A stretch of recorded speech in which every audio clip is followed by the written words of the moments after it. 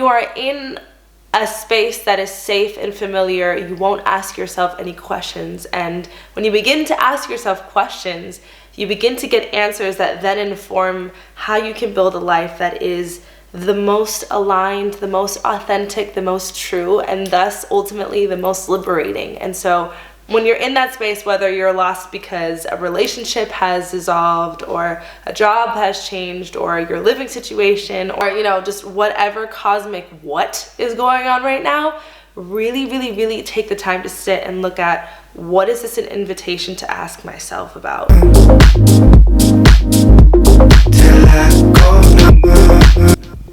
Hey guys!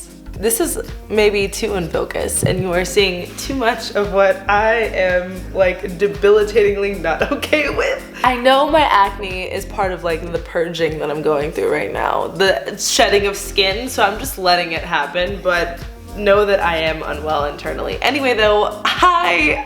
I am so happy to see you. I hope you are well and surviving life as comfortably as you can be. My name is Jasmine Kylene. I'm a spiritual counselor. I'm a journalist. I am a human little lima bean, just a human little bean. And I wasn't planning on doing a video today. I actually have so much to do, it's ridiculous. I always find that when I have the most to do, I'm like, let's add something else to that. But then when I have like so much free time, I'm like, let's nap. Do you know what I mean? But I felt the need to just like come on and just organically spew out some things that I've been noticing. So I've been doing my best to cultivate a healthy social life. I think that being an Aquarius and being an only child and just being who I am, like this like perpetually single, like just, I don't know, little creature, I can sometimes find such deep comfort in solitude in my own company that I don't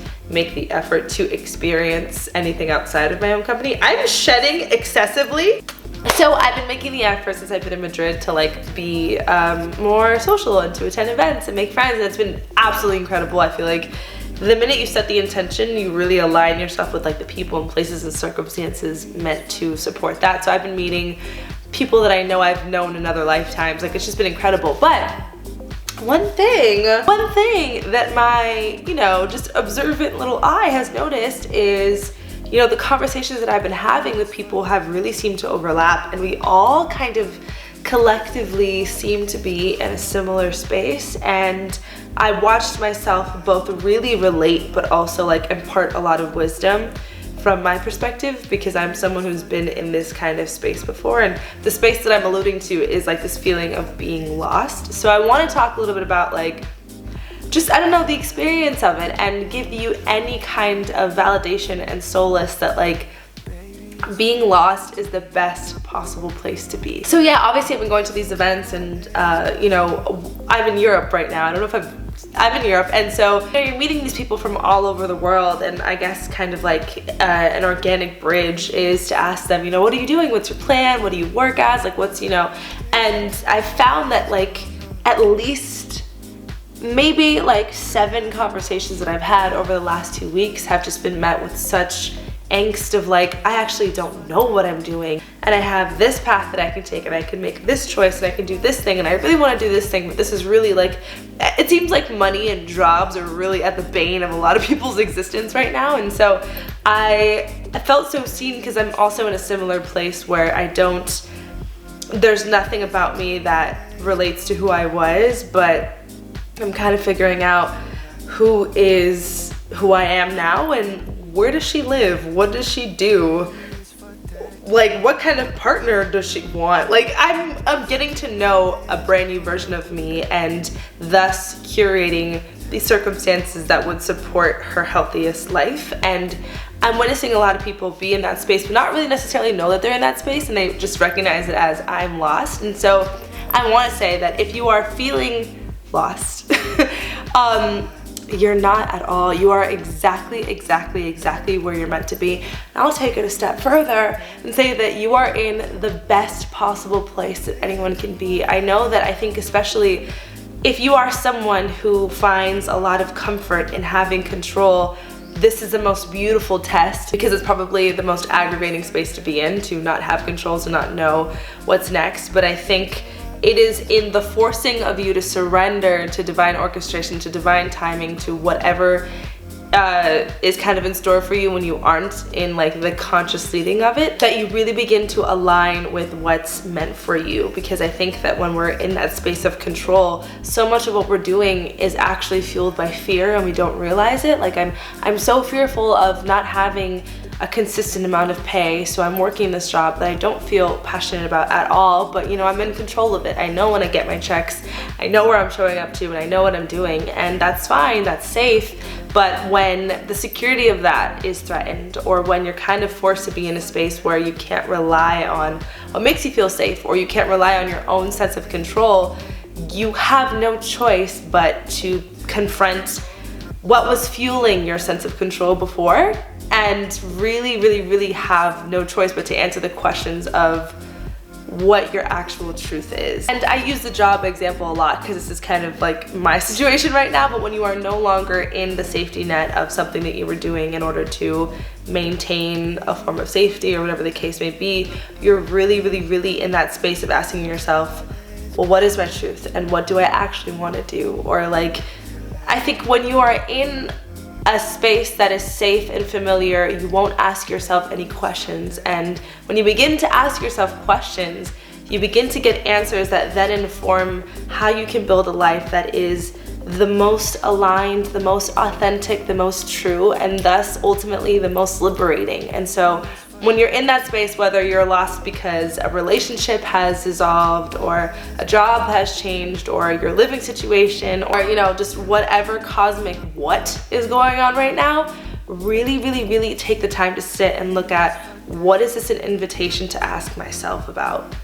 What does the dissolution of this relationship ask of me to confront when it comes to my own sense of self-worth, or to what I actually want in partnership, or even which expectations are really mine and which aren't, right? Sometimes breakups can feel really jarring because now we no longer have the facade of we're lovable, look, we have this partner. So I think it's important to really recognize what beliefs are yours and which beliefs are for the comfort of others, and you don't really do that until you have no choice but to do that. So yeah, it's also just like we can set intention for things, and then when we're presented with the opportunity to create them or call them in, we don't recognize it. And I think if you're in a space where you're really looking at, calling in advancement in your self-betterment, right? You want to become a better version of yourself, or you want to live a more abundant life, or whatever the case may be, you can set that intention, and then later on down the line, a situation that threatens your sense of safety and leaves you feeling lost, like I said, the ending of something or the abrupt change of something happens, and you see it as something that's happening to you, when really it's happening for you, because that's the invitation to get to know who you are outside of the safety of what you were, and then use that information to create and call in, okay, well, now that I'm not in that living space, I actually realize that I've never really sat with living alone or being by myself. And now that I'm in the space of being by myself, I'm recognizing that I actually do like to cook, or that I have actually been distracting myself with being overly social, and haven't confronted this wound that once I confront and release and acknowledge will leave open space for me to invite in a relationship or a new form of abundance. It's all sort of a chain reaction, and the part where you are lost is the most important part of the process, because it's in that dead space, it's in the sort of like open field that you have left over when everything kind of crumbles down, that you get to build something new. And I think being lost really can be reframed as like being invited to. I feel like any time in my life where I was, so for instance, the last time I felt lost, I think I had like just graduated college, and I was like working as this music journalist, and I was doing all of these like artist interviews, and I was living out the life that I thought I really wanted to live out, but I was feeling really just like disconnected from myself and just not fulfilled. And obviously I think feeling lost can come with like the loss of something, but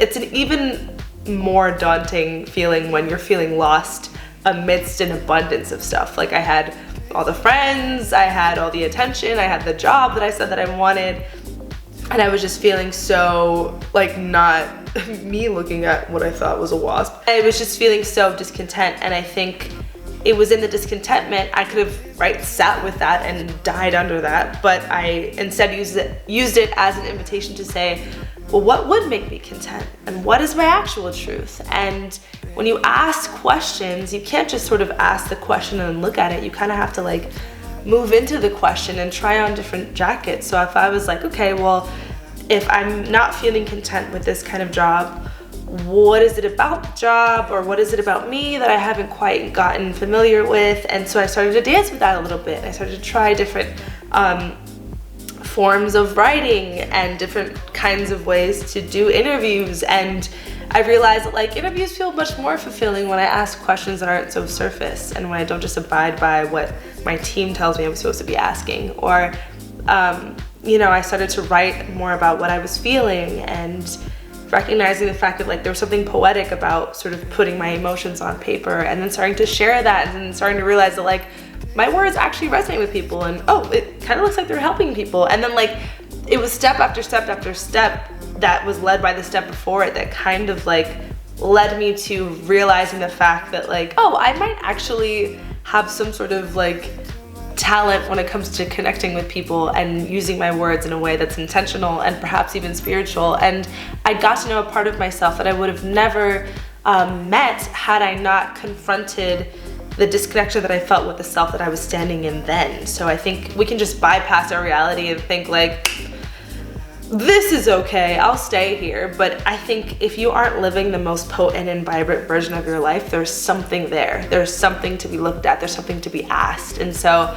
yeah, it was in how lost I felt at, I say, like, maybe 21, that aligned me with how fucking empowered and authentic I was at 23, right? Like, I was lost at 21. 22 was kind of like the self-discovery, and then 23 was really me standing in, like, brand new skin and loving who I was. And then I think the cycle kind of repeats, and I think, you know, 24 I kind of cruised, 25 I was like, oh shit, what's happening? And now 26 I'm getting to sort of, like, create. And I think that who I will stand in at 27 is exactly who I'm meant to stand in as a product of all the ways in which I've shown up for myself and asked myself the questions that I deserve to ask, which is, are you happy? Is this your definition of happiness? What needs to change? And if something goes, right, so like a job or a relationship, are you going to chase after it, or chase after something that will replace it just to put it in its place so that your mind doesn't go crazy seeing that empty space? Or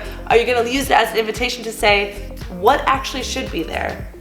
If that job is gone, can I actually instead use that space as commitment and devotion to what my purpose is? Can I be brave enough to trust that if I follow what I believe to be my purpose, what I believe to be my true source of joy, if I just follow what feels fucking good, what feels fucking good will follow me, and I'll be supported and I'll be taken care of. Like, I think, I don't know, there was so much fear that came with, like, losing like security of consistent income.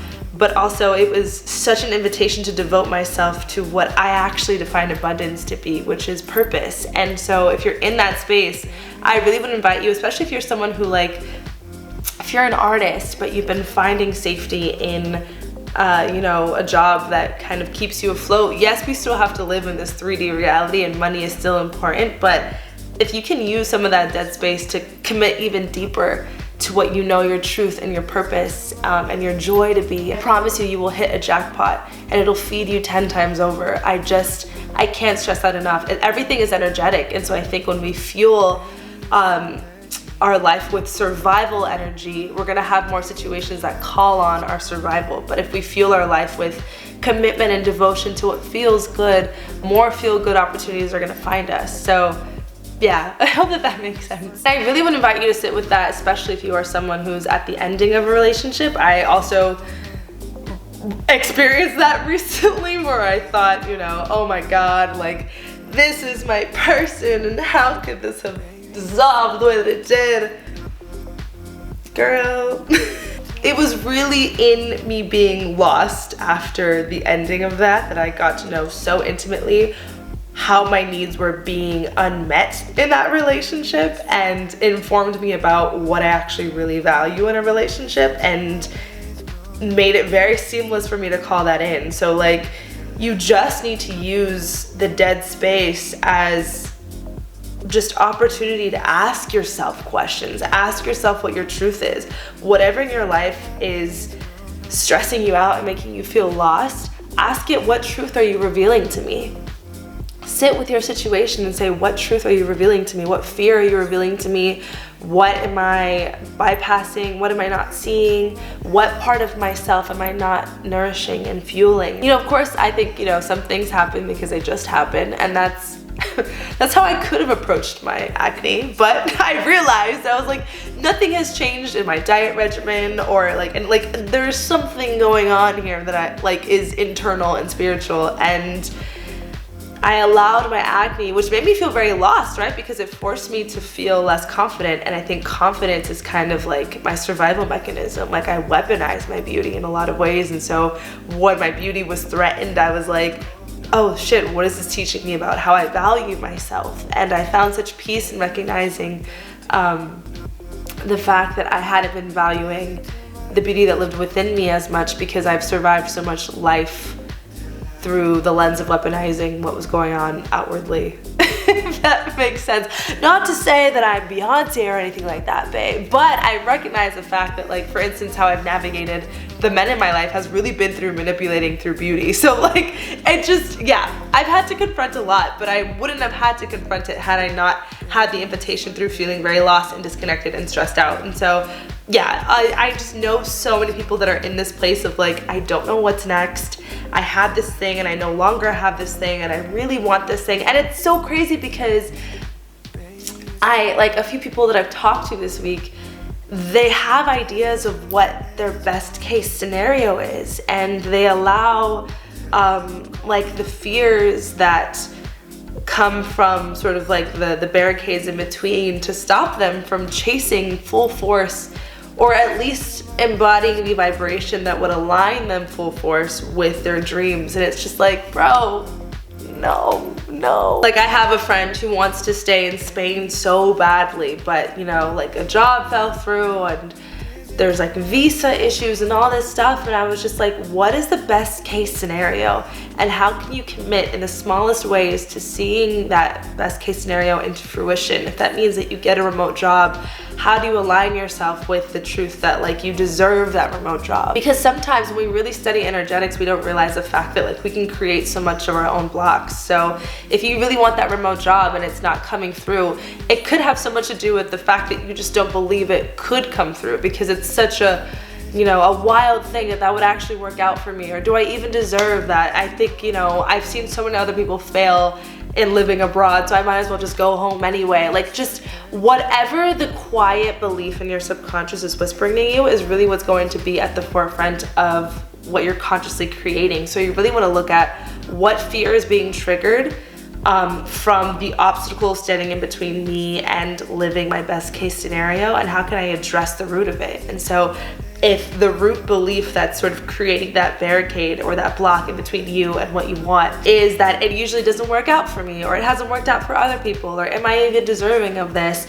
Really looking at the root of that, really addressing the root of that and uprooting it, so that not only does that block go away, but then it no longer impedes or stands in between any other manifestation that you're calling into your life. But you wouldn't have known that that was something to look at had you not been in a space that caused friction. So yeah, I just think it's so important that we embrace these moments of being lost, because it's such an open field to create, right? Like, if I no longer have this relationship or this job or this sense of identity or just this good feeling, what is that calling for me to address? And what does the best case scenario look like for me now that I no longer have to live in what was comfortable? You know, because sometimes best case scenario isn't uncomfortable. Like, for me, a part of my best case scenario is like being in loving partnership, right? But that's something that's so easy to say. And then when the opportunity comes up and you're being confronted with all of the fears that you didn't quite, you know, address in your solitude, because you can't, right? Some things you just have to address in partnership and in dynamic.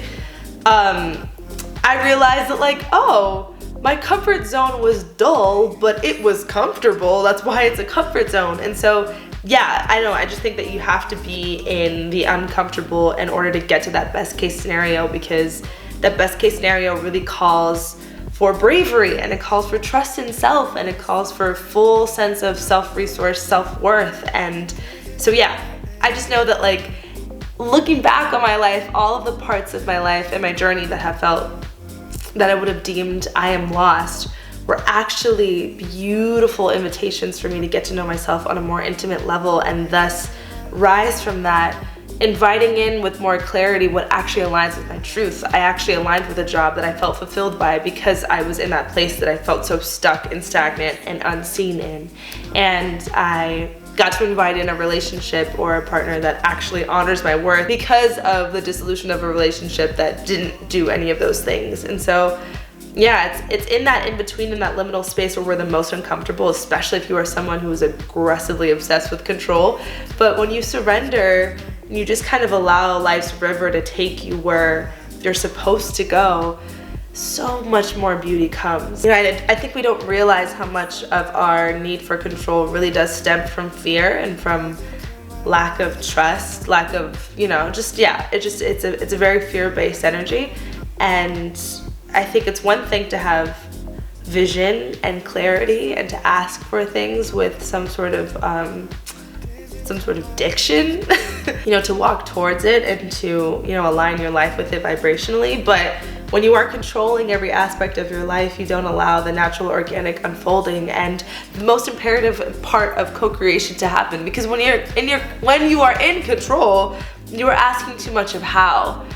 You're asking too much of the process when the process is meant to be taken care of, and you're really meant to just focus on the why and the how good it feels. If you really just immerse yourself in the emotional state of what you are calling in, everything else will be taken care of. So like, I know that I want to stay in Europe, and I know that there are like circumstances that are gonna have to support that. But I'm not worried about how they're going to come together, because I trust that if I just follow and continue to feed and feel what feels good, all of that is gonna work out. I hope that I said one cohesive thought in this video. I really, really do.